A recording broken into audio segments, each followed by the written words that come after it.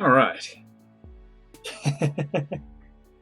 We are back to more Hiveswap Friendsim. Get this game up on the board. Let's get back to making friends.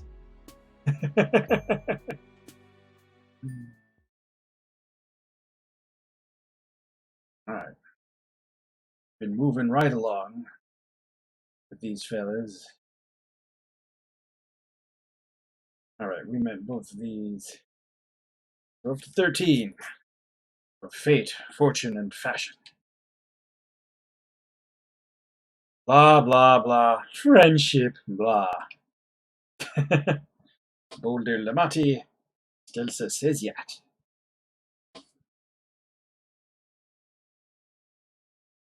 You just aren't feeling it today. You're getting more and more of these grey nights recently.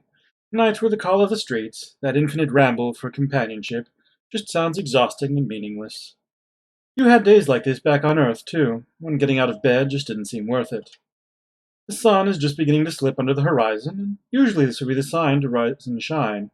Or rise and dark. But all you've managed to do so far this evening is make yourself some coffee. You recently mentioned to Tiger that you drink instant, and he was so disgusted that he gave you a coffee machine. He claimed it was an old one he doesn't use anymore, but it still had the price tag on it. On the table sits a palm husk Conyo had taken off a dead kid especially for you, and cradled in your hand is a mug Skilla sent. It looks like she painted it herself. There's a white blob on one side that you think is supposed to be lady. Close enough. You're even wearing the hoodie Melek gave you to cut the evening chill. Here you are, all wrapped up in the warm embraces of your friend's goodwill, safe and sound, but deep inside you festers something, a gnawing existential dissatisfaction, that classic angst the philosophers wrote about. Your palm husk chimes and you pick it up lazily. What, another rando trying to slide into your DMs? Sorry, folks, you just don't have time for that anymore. You are a friendship connoisseur, a sommelier of the rarest of amicable vintages. You unlock the screen to find a message. I'm not certain that this line is secure. Actually, I'm positive that it isn't, but I'm risking contact because it is imperative that we speak. I'm sending you rendezvous coordinates. If you wouldn't mind coming any time after the sun is set? Psst, I realize this is unorthodox, but please believe me when I tell you this is not a trick or a trap. I have important information regarding your place on Alternia. You attempt to reply to the message, but there isn't a cursor or anywhere to input text. In fact, there doesn't even appear to be a messenger app open on your phone. It's just a random text box floating in the void. You barely have a chance to read it all the way through before it vanishes, and Gorgle Maps opens with an address already programmed in. Close enough to walk to, which is great, because using your stolen scuttlebuggy still makes you a little nervous. You swallow the rest of your coffee and grab your shoes. Your GPS leads you to a shop you recognize. It's the cafe from your weird, sort of date with Linra. It's not too crowded at this time of day. The usual studying crowd doesn't appear to be here. A couple trolls are sitting around, sharing pots of tea. Ooh, fucking idiot. I explicitly stated I wanted Essence of Dayglow, not whatever this garbage is. Oh, you know this person. It really has been a minute, hasn't it? Ardata stands in front of the counter, shouting at the cash register. Whatever automated system runs his shop has apparently gotten her order wrong. What are you looking at, This is absolutely none of your... Oh, it's you. Ardata swiftly covers up her surprise, examining a sharp, perfectly shaped nail. You look different. Better? Let's not exaggerate. I simply meant you look less like toxic waste and more like one of the grain grinder garbage. You tell Ardata that it's good to see her too. Man, this really takes you back. You've been so simple back then, so unevolved. You were laser-focused on a single desire. Friendship. Well, now, you still like friends. You really do. But you also have, like, a car. And a sweatshirt with somebody's sign on it. You've moved up in the world. Fascinating. Oh, by the way, is she the one who summoned you here? Summoned? You? You must be joking. I haven't spared a single solitary thought for you since you dragged your wretched carcass out of my hive. Absently, you push your hand into the pockets of your hoodie. Something crinkles between your fingers, and you pulled out a folded piece of notebook paper. Okay, this definitely hadn't been in there when you left your hive. You passed a couple people in the street, but you definitely don't remember any of them getting close enough to slip something in your pocket. Huh. It only says 2 words. Out back. Oh man, should you go? Backyards are as bad as basements. No way. Okay, listen. You've done some pretty dumb stuff since you crash landed here. For instance, following the woman standing in front of you into her basement. But not this time. Nice try, Catfisher. Important correspondence? Nah. You crumble up the page in your hand. Nothing that can't wait.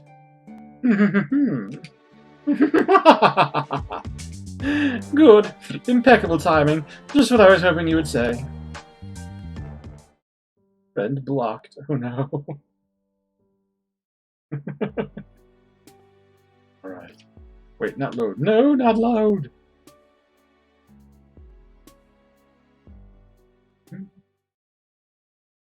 Alright.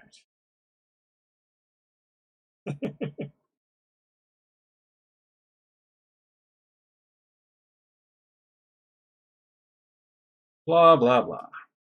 Friendship.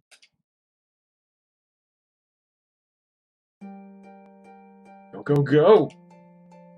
Let's be real here. If you were ever going to refuse a suspicious invitation, you would have done it by now.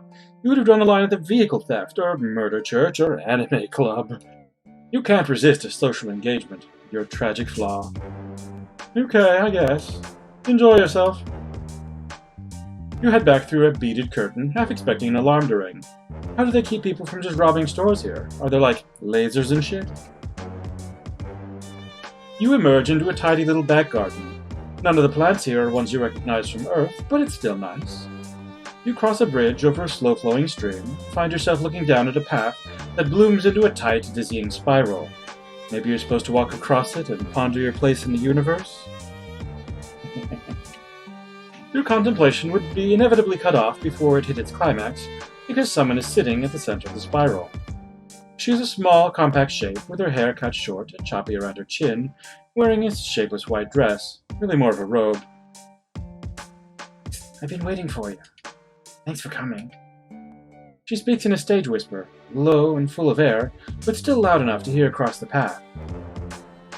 You pick your way carefully across the spiral, making sure not to mess any of it up, treading only inside the lines. The girl gives you a small, secretive smile.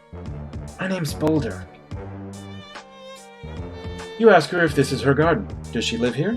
It's nice, but it's not exactly out of the elements. Actually, it looks like there's some storm clouds rolling in. You're probably going to get rain soon. Oh yeah, my Recupera raccoon is over there under that tree. She smiles again, and you can't tell if she's messing around. In fact, she is entirely unreadable, like her face is a totally reflective surface, and all you're seeing is the cloudy sky and the garden. You can't tell how she feels about you at all. Would you like to sit down?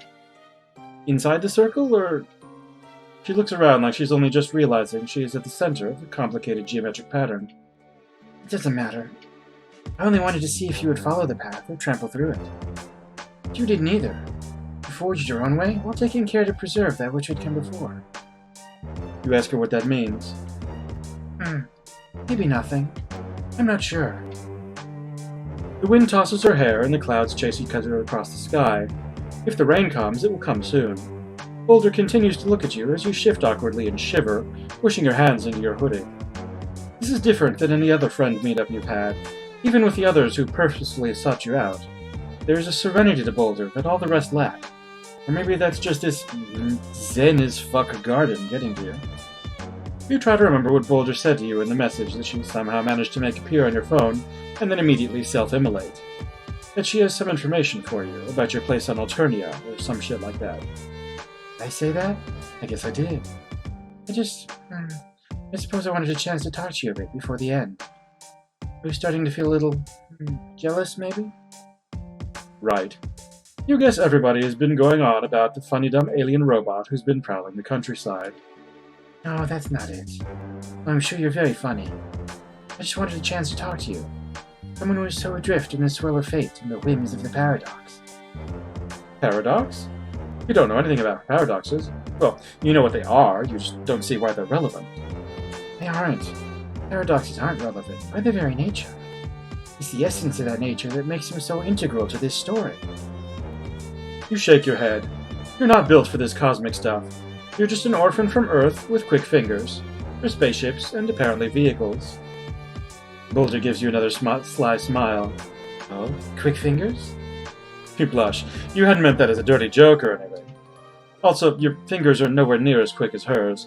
She somehow got a piece of paper in your pocket while you were standing in a cafe, and she was back here. That's like reverse pickpocketing through astral projection. Boldir laughs. She stands up and moves across the garden path, following the spiral so swiftly and efficiently that she might as well be floating. She drifts over to one of the trees, pulling a coat down from where it's slung over a branch.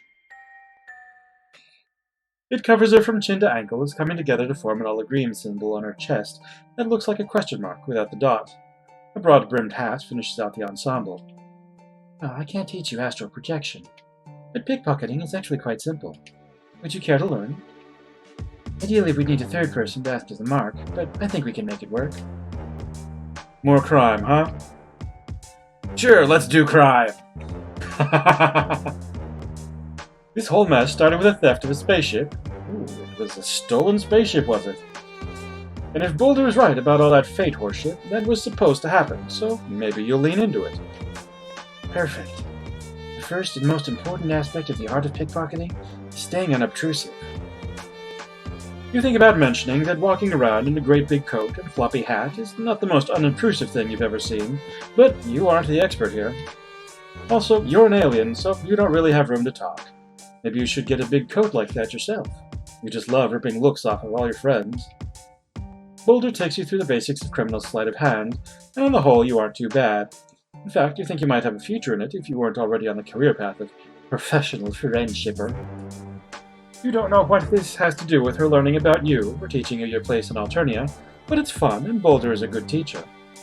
If there's one thing this journey has taught you, it's that when something isn't actively painful or destructive, just ride it out. You don't think you'll be going around pickpocketing many trolls. Enough of them already want to kill you. But it's good to have this skill on reserve if you ever need cash fast and don't feel like hitting up any of your rich friends. You wonder if Boldir uses it for anything besides passing notes. My sources tell me you've been on Alternia for almost 3 perigrees now. You have no idea how long a perigree is, but what the hell, sure. Impressive. No wonder. She trails off thoughtfully and shakes her head. You wish she would say something with some substance to it instead of just vague nonsense. But at least she isn't threatening you with violence or trying to stick wires into you, so you're counting this interaction successful so far. Also, you feel weirdly chilled out with Boldir. Sure, you want to be friends, but there's none of that stomach-churning, spine-bending desperation to make sure she likes you, whatever the cost. You feel more awake than you have in weeks. Man, you've got to learn to pickpocket in a garden behind a cafe more often if this is what it does to your stress levels. Want to get something to eat? Or maybe just coffee, because that's what they serve here. Sure, you could use another caffeinated beverage on top of the other caffeinated beverage you had earlier. Why not? You'll sleep when you're dead. If only. You follow her out of the garden and back into the cafe. Who is this now? Yet another friend? Oh, Ardada, you're still here. Of course I am, fool. You were back there for about 10 minutes. 10 minutes. Wow, it felt like way longer than that. Guess you underestimated the power of a good training montage. You introduce Ardada to Boldir with the cheerful earnestness of someone who's forgotten the systemic classism of the planet on which they currently reside. Ardada stops you with an aristocratic sneer.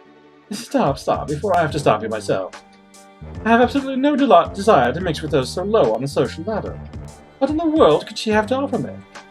You shrug. You're not sure. Maybe friendship? You know friendships between people of different castes are possible. You've seen them happen. Regardless, you feel bad for exposing your newest friend to the vaguely nonsensical abuses of your oldest.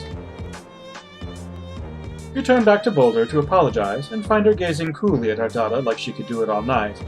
There's none of the fear or reverence or false obedience you've seen other lower bloods display to blues. Instead, Boldir looks at Ardada like she's a bug.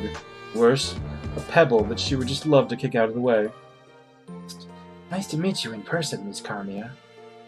I hear your GrubTube channel has been losing subscribers recently. I wonder why that is. Blue hits Ardada's cheeks in an angry flush. I'm currently on hiatus. The old garbage was getting tired. I have so many imitators that my own content is starting to seem derivative.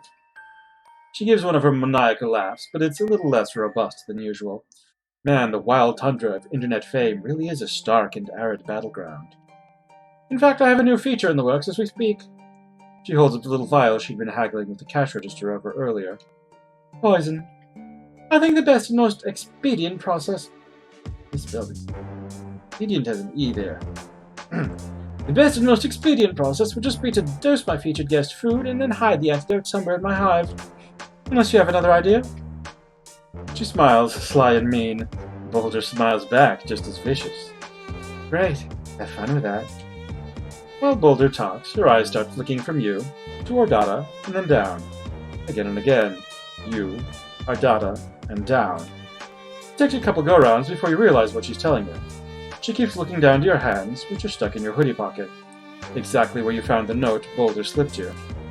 Ardada is carrying a bag that looks expensive and extremely goth, and you can see where the vial of poison is sticking out. Oh man, you know what you have to do.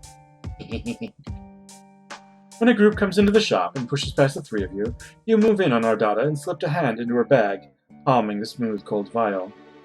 She suddenly gives you a weird look, like, why are you suddenly all up on me, peon? But she doesn't notice the theft. I suppose I'll be going now. And if I were you, I'd be more mindful of who I choose to associate myself with in the future. You say bye to her, feeling the tiniest bit guilty. But she's planning to use this poison to do murder theater in her prison basement, so you don't feel that bad. Take care now. Ardada leaves, and Boldir takes an inquisitive step closer. Show me. You open your hand to display the spoils, flushed with criminal euphoria. Oh hell no. You grab the wrong fucking vial. This one is blue, not red. You grab the antidote, not the poison. God, you honestly thought you were moving past these kinds of cock-ups. Oh, damn. Well, at least you have antidote now. You never know when one of those might come in handy. She sways forward and clutches at her neck. For one confused second, you think she's doing an impression of someone who might use an antidote. Then she falls to her knees. You dart forward and catch her before she can totally eat it. She's heavier than she looks. Compact muscle and a coat full of an ungodly number of weapons. She has like 4 guns in here, what the hell? Your arms are full, so you can only watch, helpless, as a troll in a hood that covers her face and their horns books it out the door.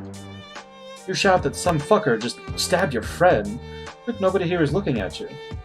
It's the same way people on Earth might ignore a mother trying to calm a toddler throwing a tantrum, just turning their eyes away from a distasteful public scene. Ow. Damn it. You put a hand up to Boldir's neck to try to staunch the bleeding, but there isn't any bleeding. Bewildered, you pull apart the lapels of her coat to see a single drop of olive blood trembling above her collarbone. Discoloration spreads in a dark spill over her neck and radiating down her chest. You both say it at the same time. Poison. You open your hand, look at the tiny blue vial, and back up to Boldir. Her eyes are glassy, her skin going blotchy and ashen. There's no reason to believe that Ardada's poison and the poison the assassin used are the same, with the same antidote. It already strains the powers of coincidence that you grab the antidote at all. You're probably right. But maybe you should try it anyway? I can't feel my legs. Right. Maybe the mere fact that this is such an unlikely happenstance means that it will be the right antidote. Everything you've done so far has had the pull of inevitability to it, especially all of your interactions with Boldir. Great. Awesome. I'm glad you're realizing you're inherent significance of this particular microcosm of causation. Now, can you please pour that stuff in my mouth so I can swallow it and possibly not die? You help Boldir tip her head back and put the vial to her lips. At the last minute, you wonder if it's supposed to be diluted, but Boldir gulps the whole thing down and immediately begins to shake. Smoke billows out of her nostrils and open mouth, and holy shit, what is going on? This doesn't seem like any type of antidote to you. But then the smoke clears, and Boldir opens up her big yellow eyes. How does she feel? Alive. Marginally. She lets you help her to her feet. You immediately pull her into a fierce yet gentle hug. It's wild to undergo someone else's near-death experience. You feel like you know her way better than one montage scene's worth. Another new friend. Oof, not so tight. You ease up a little. All the tea sippers are staring at you now. Death apparently isn't interesting, but the possibility of some quadrant-adjacent stuff they're suddenly all about. Sorry, assholes. Just you and your near friend sharing a touching post-near-fatal encounter. Nothing to see here. Didn't die!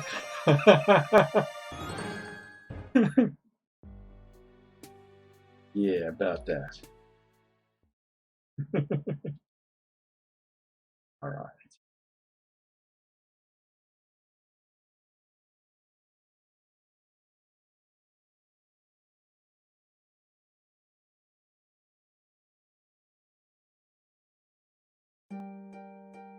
Go, go. But let's not cry. No more crying, please. You've already got a hell of a rap sheet. It had been wiped out earlier. Maybe it would be best not to add any more new skills that could lead you into temptation. Fair enough. Would you care to go for a stroll? It's a nice night. It's a windy, unsettled night, and it looks like rain. You suppose that's nice, depending on your definition. You'd absolutely love to take a stroll. That's your whole vibe recently. Strolling. You follow her out through a little back gate and into the street. You leave the cafe behind and are quickly consumed by the drift of the midnight crowd. You brace for the inevitable pitying, hostile looks you get whenever you go out in public. You should have mentioned that you try to avoid large groups, but strangely no one even glances at you. It's like Boldir exudes a sneaky aura that encompasses the both of you. As you walk, you ask her if she really believes in fate, like the two of you are always going to meet and nothing could have happened any differently, no matter what you did. Boldir gives you a thoughtful, sidelong glance. Well, that would imply that none of our choices matter and that causality is inevitable. That randomness is irrelevant. Right? Sure? You scamper to keep up with her, both physically and mentally. For someone who asked you to take a stroll, she sure is booking it down the street. That disregards our choices. Fate dictates that all possibilities are, by their very nature, necessities. Or rather, the choice you made was the only one you ever could make. I doubt the universe is that simple. Doesn't sound simple to you, but you hum and nod sagely because you want Boldir to think you're deep. Instead of asking yourself whether you were meant to meet me and meant to be here, it makes more sense to wonder what the forces are that have conspired to bring it into being. Well, that would be exhaustion and ineptitude. You don't exactly remember what happened, but you're sure it involved something stupid like falling asleep at the wheel and drifting off into another solar system. It had been a rough 48 hours, you know? A lot of escaping, and running, and punching, and stealing of high-powered vehicles. Yes, of course. I understand. All in a day's work.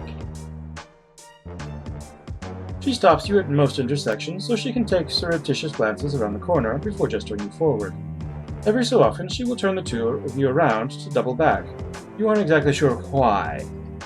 Maybe she thinks you're being followed, but who would follow you from a cafe? All sorts. But don't worry. I know how to shake off a trail. You cross one of the main thoroughfares, and a big black bird swoops at your heads. You yelp and duck, but when you look around, you see that the bird has landed on Boldir's arm, and she's stroking its back. Aw.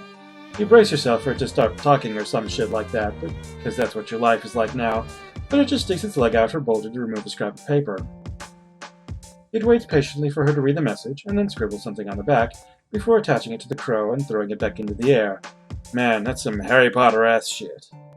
One of my informants wants to rendezvous at Meatspace. Unusual, but it has been an unusual day. Unusual couple of months, honestly. Yes, of course. You've had it much harder than I have. What was I thinking? Well, you weren't trying to get into a contest of whose life sucks more, but yeah, it's been rough. You appreciate that she can see that. All the plan is to be forced to. Alternia is, well, not ideal. Not the worst, but you still have my sympathies. Is there anything at all you like about it? What, about Alternia? Well... You're kind of digging this whole night as day thing. You're from a diurnal species, but you've always been a bit of a night owl. Also, not to brag, but you've made some seriously cool friends. Yes, I've been following your exploits. Your friendship acquisition procedures are really quite impressive. Aw, now you're blushing. You ask Boldir how she knows that much about your exploits, because it's only pretty recently that you've had any sort of real social media presence. You suppose she could have had a Gorgle alert like Malek did, but Hey, around here. Boldir leads you into a deserted lot between two buildings. There's nothing here except some broken bottles and a pile of old rubber tires. She leaves you behind the tire pile to keep watch, although she's probably just doing it to get you out of the way, which, fair. Then she heads out into the center of the lot, presumably to wait for her contact. You sit here, twiddling your thumbs, trying to suppress the desire to pull out your phone. That doesn't seem very covert ops. You're just starting to get really antsy, jittering your leg and crackling your knuckles and digging a little hole in the dirt with a stick, when you hear something strange beneath the wind. A swish, followed by a bunk. Boldir jerks and clutches her neck. You writhe up from your rubber pile, sending tires flying. You look wildly up at the surrounding buildings, trying to find out where the projectile came from. You don't see anyone, not even a lone gunman. You run for your new friend, not spending a thought for your own safety. The clouds move overhead like someone has put them on fast forward, the wind rattling the trash on the pavement.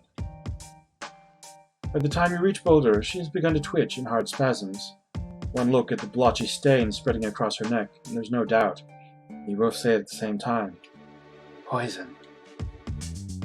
You fall to your knees beside her. Oh God, what are you supposed to do? You don't know anything about poison, or first aid, or anything else useful. God, why are you such a fucking waste of space? You could have been getting some life skills instead of just loafing around like a complete idiot. Stop. Don't. There isn't time. Stuff acts fast. Boldir takes hard, gasping breaths between each word. Her eyes are going cloudy. She makes a desperate grab for your hands. Listen. For the first time, her voice rises above a whisper. Her grip is surprisingly strong. You tell her to save her strength, but she shakes her head so hard that her hat falls off. I'm not important. You tell her to stop being dramatic. Of course she's important. I'm not being dramatic. Well, maybe a little because I'm dying. But still, remember what I said about fate. Fuck fate. You don't want anything to do with it if this is the kind of shit it's going to pull on you. So many of your friends have died because of you, because of your incredible inability to... The world twists and stutters. Your guts are a record, and that record is skipping. For a moment, you're sure that whoever that poison-shooting bastard is has shot you too, but then your vision clears, and you feel the rain on the back of your neck, the world rolling back to you in waves of color and sound. The dark sky splits open on a fault line of lightning. Boldir's hand goes limp in your own. With shaking fingers, you reach out to touch her motionless cheek. Fuck. Fuck. Not again. Why? An uncontrollable wave of despair washes over you as you look down at the corpse of this girl you barely know. Where are all these feelings coming from? There's honestly too many of them. Why are they...